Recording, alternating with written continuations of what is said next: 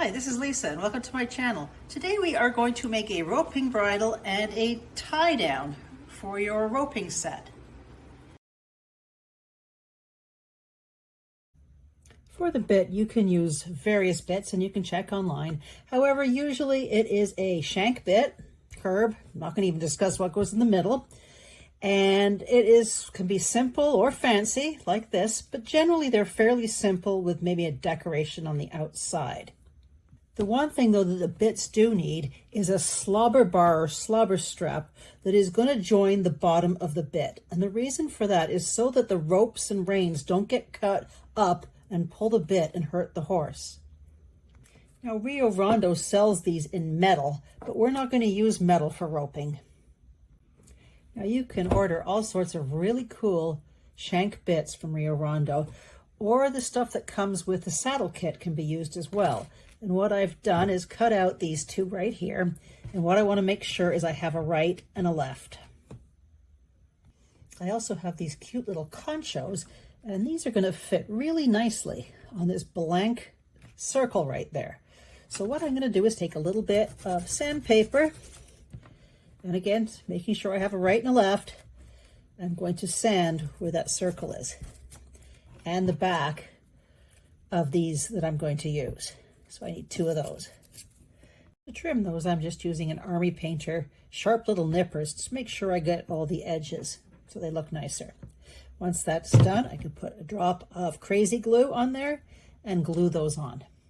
You can use super glue or some of this jewelry glue, metal glue. You can find that on a craft store. To make the slobber bar, I'm going to use some waxed cord in either white or off-white. And what I want to do is tie that with one knot onto the end of the bit.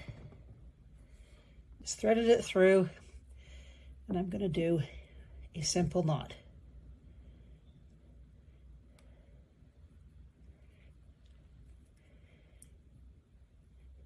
Then I'm going to trim that off close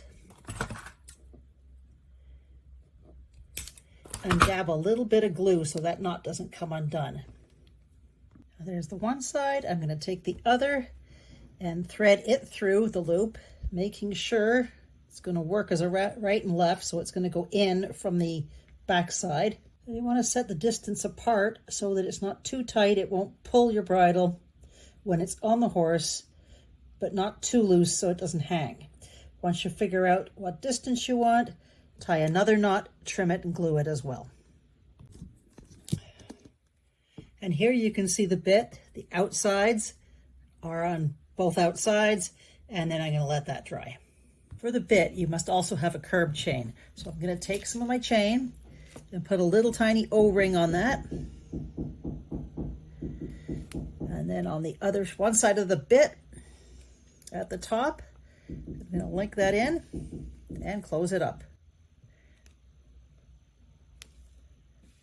You could put a little hook on the end, or you could just determine how long you want it and permanently attach that, because it just slides over the model's head. So it is up to you to either put a chain on it or permanently attach it by adding a jump ring and clicking it in there. And there it is. If you do permanently attach it, I would recommend leaving a couple of extra rings at the end in case you want to adjust it later.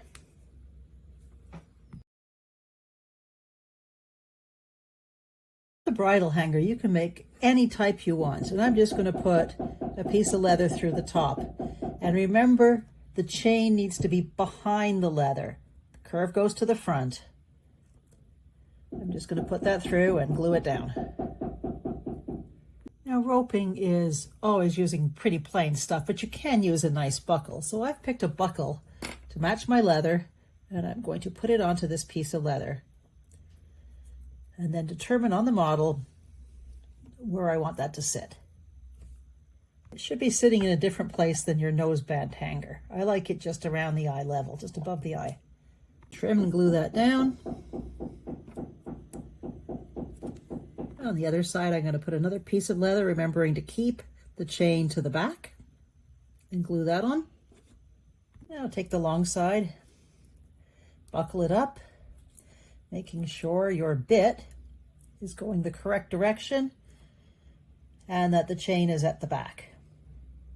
Now, of course, you can put keepers on here to make this a lot nicer. I've done that in a lot of the videos.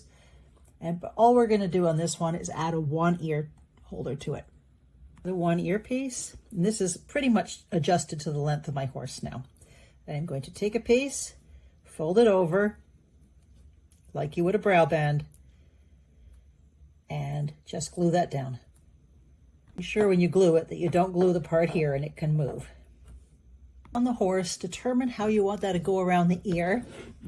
Measure where it should be at the top here, bend it, and then we're going to glue it the same way there. To attach the reins, you can just put them in like this and glue them down, or you can put strings through these. And what to do that, what I did is with a T-pin, give a little extra space here, with a T-pin, I put 2 holes into my leather, and I made sure they went right through so the needle would go through. And one just slightly next to it.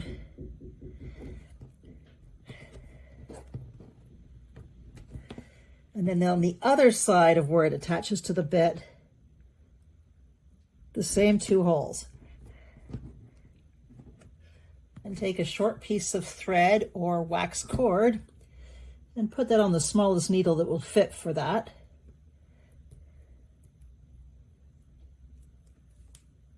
Here is the outside, and the hole closest to the pin on the outside, I'm going to go down and then down through the matching hole closest to the bit on the other side. Now it's best if you keep your needle with the hole or eye facing that way, so you put less stress on the leather, and carefully pull that through. A lot easier if you do make the holes with a T-pin first. So there it is, and then I'm going to come back on the hole further away from the pin, through the small side and then through the long side. And there it is through both sides, and then I'm going to pull that tight. On the short side, I can cut that off shorter, and if you want, you can glue that down. And on the good side, you're going to tie a square knot. As this waxed, I can work it so it paces down, cut them off, leave a little bit of extra hanging string, and then you can put a little dab of glue on there and glue the back on. And you're attaching it to the other side, make sure it's not twisted, and do the same on that side. Now before I finish doing the reins length, I'm going to check the length. The rider should be able to hold it with a small bubble on the top, and that's what the reiners call it, a little bubble. And it has to be a 1-piece rein. It can't be split reins, because that when they drop it, it's not going to go anywhere. So once I have the right size, I'm going to take that off and tie on the rein the same on the other side. Next, I'm going to measure 12 inches, fold that in half. So I have 2 lengths of the same. And this is the same stuff that we just used for the end of the bit. At the midpoint, I'm going to tie that around something. Here I've just got a T-pin. So I have 6-inch equal legs on both sides. And I'm going to twist these 2 together to the right on this one. And the same on this one, both to the right.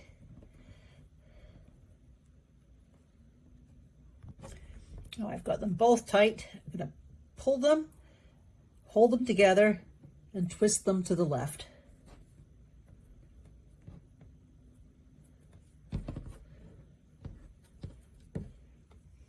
Now, see that how that goes over as a nose bend. This is going to be your tie down. Now at the end, I'm going to tie a knot, double knot in here, leaving this with just enough room to go over the horse's nose and a little space underneath it. Here I have a 5/16 jump ring, something fairly large, and I want to open that up.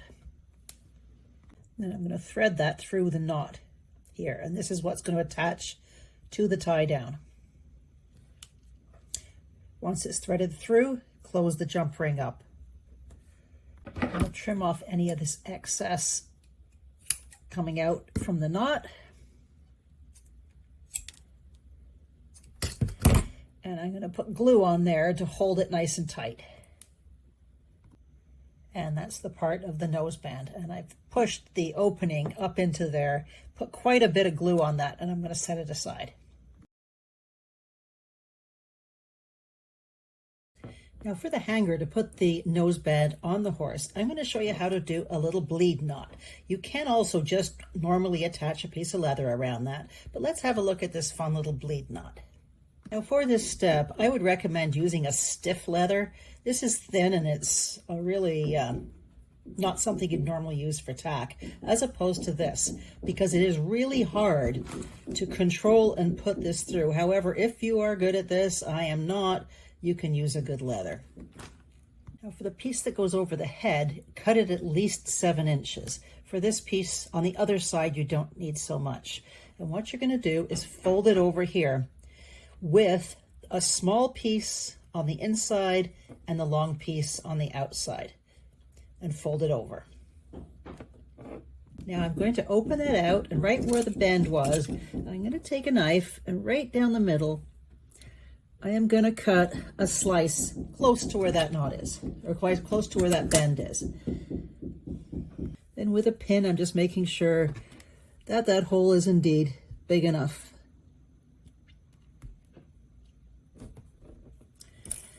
And I'm going to make sure I cut points on both ends of the leather, like that, and fold it so that the cut is on the long side.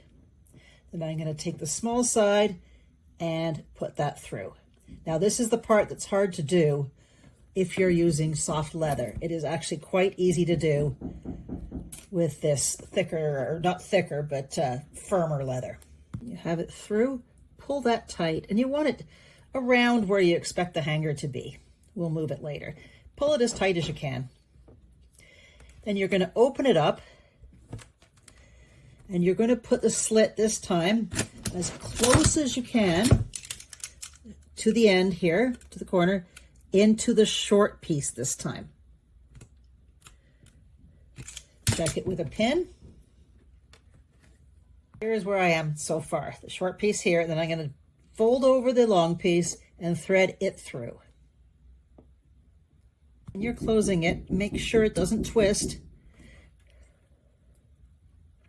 and pull that tight. So we're just doing a little 2 bleed knot, because doing too many would be too much at our scale. And we do the same on both sides. The left side of the horse, you don't need it quite as long. Then we're going to trim these inside pieces and glue them down to the long piece. Now get yourself a utility buckle that works with your leather. The side that goes on the left side of the horse, I'm going to thread that buckle on, and make sure it's not too thick, because you're going to have to be able to use this buckle. Determine on the model where you want it to be. If your buckle for the bridle is going to be there, you're probably going to want it a little smaller. And this should sit just below this cheekbone, like a regular noseband. Once you've got where you want it, trim it off and glue that down.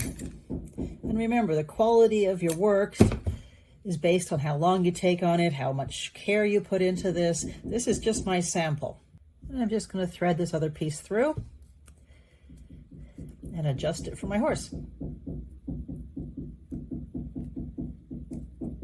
Once I have it where I want it, I'm going to make sure I know where these are going to sit on both sides, and then I'm going to just mark lightly the inside of that with a fine tip Sharpie on both sides, and take that off the model. For this next step, you can use really thin leather, or here I have some artificial sinew that I found at Michael's. I'll cut a piece that's not too long so that you can work with it. Then I'm going to glue this area and carefully, by adding glue as I go, wrap this all the way around from the one mark to the other on the nose. So first I'm applying the glue all the way around.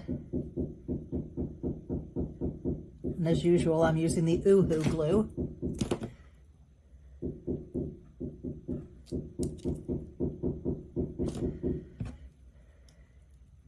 I'll tuck a little piece in and carefully wrap this.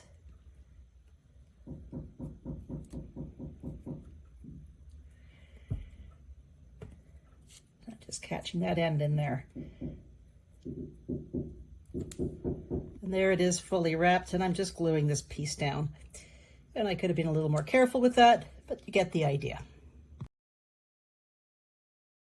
The actual tie down, I'm going to go back to my nice thin leather. I have two 5mm jump rings and some hooks. These are from Rio Rondo. On each of the jump rings, we're going to thread one hook and close that up. And in one of them, I'm going to put through the piece of leather and put the little hole or the closure there, and I'm going to glue that closed. Once I have that on, I'm just going to squeeze it very lightly so it doesn't slide off easily. Now you can make this piece fully adjustable or not. If you want it fully adjustable, you'll have to put a hook in there or a buckle in there. I am not going to make it adjustable. I'm going to figure out what length I would like it to be. To determine how much to cut your tie down, what you want it to do when the horse's head is up is to stop it. So this horse could have a little more freedom, and it's going to attach to the center ring of your breastplate.